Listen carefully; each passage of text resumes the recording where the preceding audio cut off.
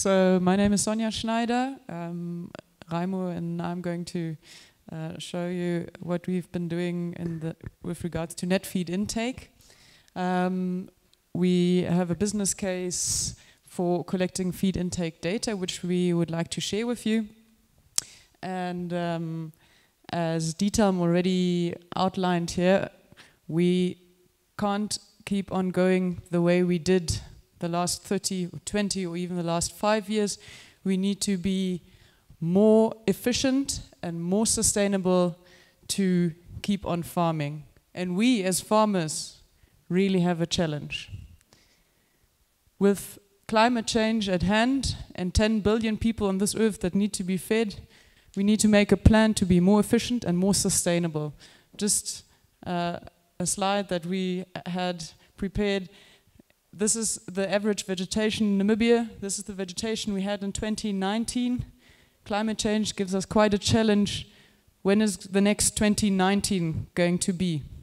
And how are we going to go about it? How are we going to engage with these challenges at hand? And we need to be proactive. And one way to do that, and one way to be proactive, is to select more efficient animals and breed more efficient animals so that we have animals that eat less for the same level of production. And I'm going to elaborate on this more.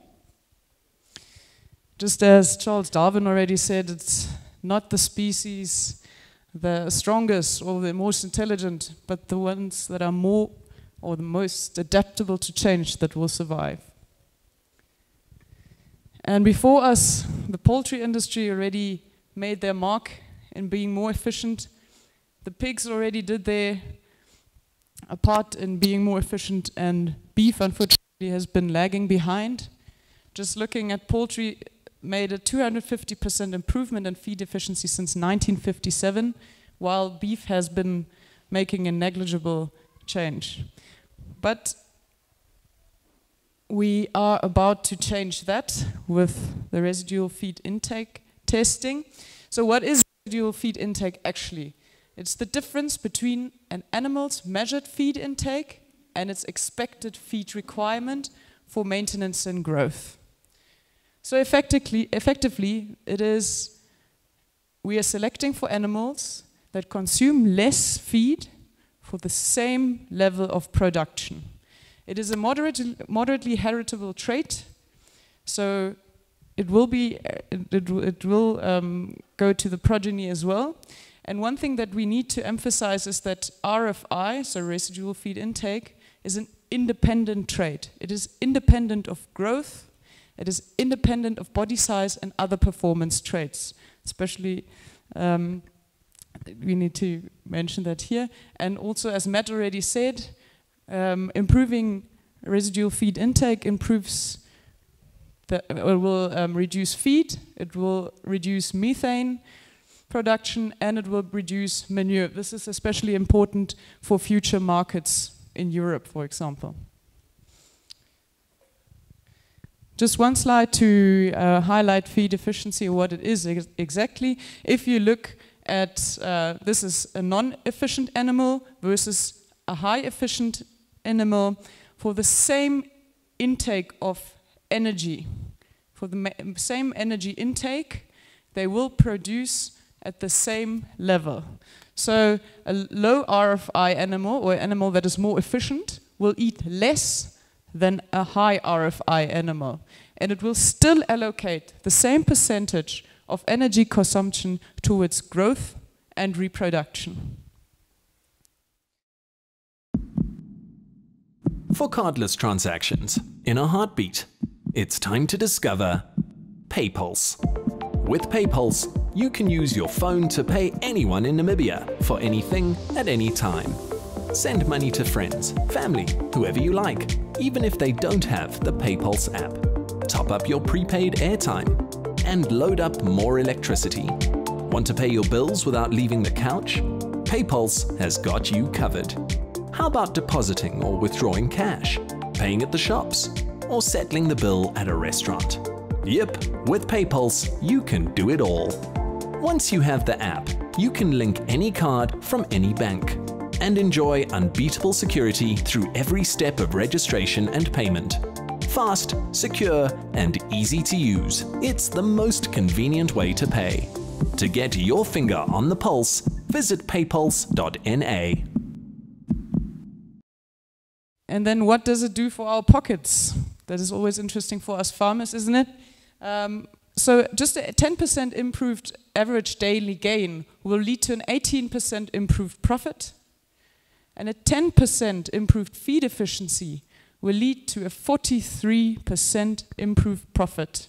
That was a study done in 2001 already. Reimo will do some calculations that we have done with actual data from us. So what have we been doing in this regard? Gentech Sol, Genetic Technology Solutions at Farm Okawatuta Hochfeld, is a privately feed efficiency testing station, was launched in 2016, and we are the first RFI station in Africa. They are sending continuously data. As we are speaking now, they are sending live data to Calgary in Canada, where it is analyzed. The test period is in a total of 90 days, and we're testing 96 animals per trial. Up to date, there are 1,962 animals being tested. There is another lot in now. After that, we'll have over 2,000 bulls tested already since 2016, with different breeds participating, from Brahmans to Boran and Brownfee, everything and has been there already. This is how the station looks like. We've got 8 feed bunks and water troughs where animals are weighed. Every time they drink water, they are weighed, and the data is going live to Canada. So what are the type of results we see there? Just as a quick indication, without an EBV attached to it now, we have some animals within the same breed where one animal eats 3.71 kilogram of feed to gain 1 kilogram, versus another animal in the same contemporary group which eats 11.66 kilogram to gain 1 kilogram. It is incredible, the variations within the, not even across the breeds more, but even within the breeds, the variations are extreme. But Reimo will elaborate on this more now. This is not RFI, this is just the feed gain ratio, but it gives you a quick idea of the large variances there are. Okay, Reimo? Yeah. Thank you, Sonja. So we were told to do this in 20 minutes. That's why Sonja is running through this. I hope no important points are getting missed here. Actually, we can spend an hour or two just talking about this topic on these slides. So if there are questions later, just let us know, then we can go back to the slides. So, as Sonja said, this is just an indication. Feed to growth ratio is just a measure to give it a nice feeling. What we don't want to do this. Feed to gain ratio, it's known, this is also the old phase D test. It's proven this selects for high growing animals, big animals. So we don't want to do this, we want to find the feed efficient animals. And how can we do this? I want to divide this in 2 sections. On the left hand side we select without an EBV.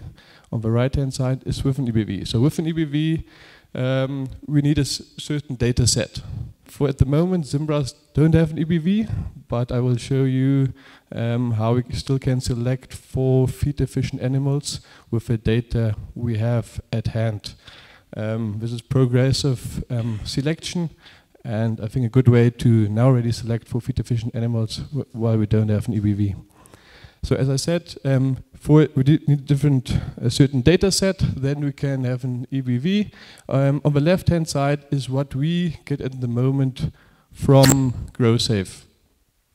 So after the 90-day test, the 20-day trial period, 70-day test period, GrowSafe calculates the data, and this is what we receive back. This is a data set from Zimbra, And we have average daily gain, which we submit, but most important, we have a residual feed intake, which you can't see, but it just gives you an idea what we have. It's not important what here stands here.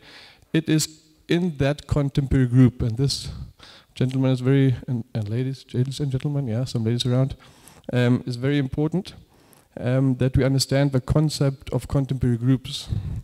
I have to expect that everybody is familiar with EBVs and what it entails, but the concept of contemporary group says you only can compare those animals which are in that group which are tested. And this is what we do here.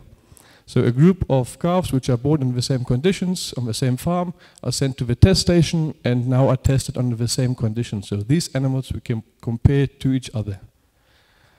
And these, as shown here, these are the animals which we have. And when we plot these animals on a nice graph, this is on this left-hand side the y-axis. It's the RFID. So when you go up, it's a favorable RFID. So they eat less feed for the same maintenance and growth than compared to the animals which will be down here. On the y-axis, you have the average daily gain. So this is the x-axis. Sorry, the x-axis, of course, the average daily gain. So on the right-hand side, you have animals with a higher average daily gain. On the left-hand side, those with a lower average daily gain. So what are we actually looking for now? When we divide this into 4 quadrants, we will have a nice overview here. On the top left-hand side, we have favorable RFID. So it's on the top here, more feed-efficient animals, but below average daily gain. On the bottom left, we have unfavorable RFI, because it's a negative value, so those animals tend to need more feed for the same maintenance and growth. And a below average daily gain. On the right-hand side, we have the unfavorable RFI, above average daily gain, and here, this top right-hand quadrant, this is where we want to be.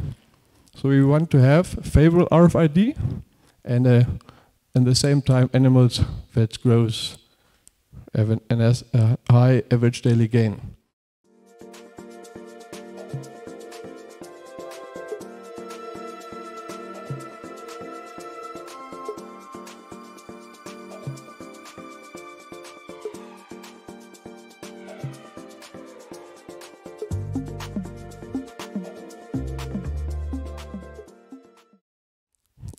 And I have to compliment Carmup. Carmup did quite a lot of efforts for the Zimbras. They are sending a couple of bulls to every test for the last couple of years now, and they spend a lot of effort, a lot of money in doing the tests, and also selecting for feed-efficient animals while they're in the absence of an EBV.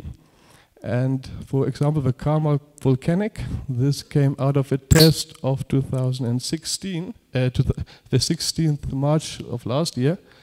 I understand Dieter, he was also the junior champion in Windhoek and reserve Interras breed champion in Windhoek as well. So a nice combination. He seems to be structural sound. I've seen him, but at the same time also a bull, as we can see here, out of a group with the highest RFI, highest meaning the best, not the highest, actually the lowest. Sorry for that. So the bull out of a group eats less feed for the same maintenance and gain. And he's back in the herd. I also have seen a couple, 2, 3 other examples where Carmup used bulls already in the herd, which in their contemporary group had a good RFI, or one of the best RFI, which came of the group. They put it back into the herd. And some were sold for quite good prices as well. That was for the last years. So congratulations to Carmup for being progressive, selecting for RFI, and putting their bulls back into the herd. I think it's an investment in future which is worthwhile. So this is the case for when we don't have EBVs. Matt, we'll see, end of the year, maybe beginning next year, the EBVs for Zimbras, looking forward to that. In the case of Brahmins, the Brahmins already have an EBV that was published in March 2020, so there was enough raw data to actually calculate it. So the EBV considers the pedigree and the data, and with that, within a certain accuracy, you then get an EBV for feed efficiency. And this is how it looks. I guess you're all familiar with our EBVs and the different traits, and we just made a snapshot here out of this. This is the EBVs we have, NFIP and NFIF. This is for Brahmin. The Simmentaler have one for NFIP, P meaning for post-wean, that's after weaning, and F for finish. Those are for heavier animals. And now we have the possibility to compare beyond contemporary groups. So we're not stuck in this group of 10 animals, but we can compare the whole animals which are available. And for the Brahmins or Cabra Brahman specific, we actually have an EBV for every animal which is on the farm at the moment. And now that with an EBV, we also can draw some nice graphs of every animal you have on the farm which you like to compare. You can plot them against feed efficiency, and now it depends what trait you're looking for, what you want to select for.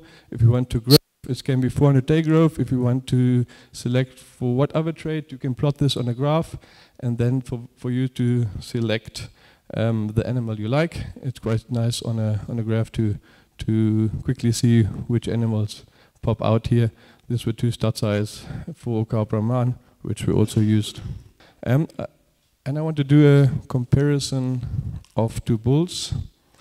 And we took out two bulls which we actually used in our stud. On the left-hand side, it was a stud sire. I don't know if you can see it. 215 progeny. Of that bull. That bull has an NFI EBV of plus 0.71, so not what we're looking for. On the right-hand side, another bull, almost 350 progeny, and EBV of minus 0.7, so this is what we're looking for. So just an example, I picked out two bulls, a good bull, a bad bull. Those are around. They had quite an impact, 200 to 350 progeny, so they made a difference in a couple of herds. And I wanted to use these bulls and EBVs to do some calculations. First, sorry, just go back. So when we just add this up, we will look at NFIP, in this case 0.71 minus 0.7, so the difference is 1.41 kilograms per day difference. I will now show some calculations. This is actually the easiest calculation to grasp. We can spend hours and days with different level of going into depth into calculation. I try to keep it simple here. And I have 3 examples which I want to show you. I've had a lot of considering the effect of the herd and the effect over years of the herd can also be calculated, but I wanted to keep it simple here. So we have a difference of 1.41 kilogram, and when we have a feedlot example, we assume feed cost 2,000 rand, 4,000 dollars per ton, just as an estimate. I think it should fit somehow. Then we have a difference of feed cost of $5.60 per day between these two animals. When we put this in a feedlot perspective, 100 days feeding, this is $564 difference per animal. And this is for the same growth. From a feedlot perspective, this is getting interesting. 1,000 animals, 10,000 animals, with 10,000 animals, average feedlot size, 5.16 million difference a day. So this is quite a number, and this is what makes this interesting. This is profit in the pocket for the feedlots. Now we are not here from a feedlot. Somebody here? But what does this give us? When we just look at this, maybe we can get a premium for feed-efficient animals we deliver to feedlots. You prove it by doing a DNA. This is the father of your wiener calf, and then you might get a premium. Why not? Yeah. Well, another perspective on this is, and this probably comes more from the feedlot side, maybe a couple of years down the road, the feedlots just will not accept an animal which is not feed efficient anymore, and they won't pay for that. Maybe that's the other side. So it's a good time to look into this. Going to another calculation which might be more relevant for a normal farmer of a veld. I call it grazing, and this is a lot of number crushing. I will run through this quickly. Bear with me. So we have a cow size of animal size of 450. 3% gives us a 13.5 kilogram a day grazing. For this 1.41 kilogram difference, this implies 10.4% more efficient. When you go to the stocking rate, I took now 35 kilograms a hectare. Your farm might be different, might be more, might be less. Just as an example now, so the stocking rate increases by 10.4% to 38 kilograms a hectare. So this is a 3.64 kilograms higher stocking rate. When we now assume we can sell 33% of a veld of live weight, this is 1.2 kilogram live weight per kilogram, which we can sell more. Current wiener price, let's say 38 as an estimate, of course varies as well. So this implies that we have per annum more profit of $45 per hectare. 1,000 hectare farm, 45,000, 6,000 hectare farm, $270,000 more in your pocket simply by selecting for NFI. So this is not more feed, not more of anything, just by selecting for NFI. So quite interesting numbers, interesting approach. Last example, which is going to more carrying capacity. So same approach, same animal, with 1.41 kilogram difference, it's the same. So, and when we say we save 1.4 kilogram per day of feed, how many more animals can we keep? And this comes out that for every 100 animals you keep 10.4 more animals. 400 animals. Now this is 450 kilogram animals. 41 more animals. No, so your carrying capacity on the farm is getting more.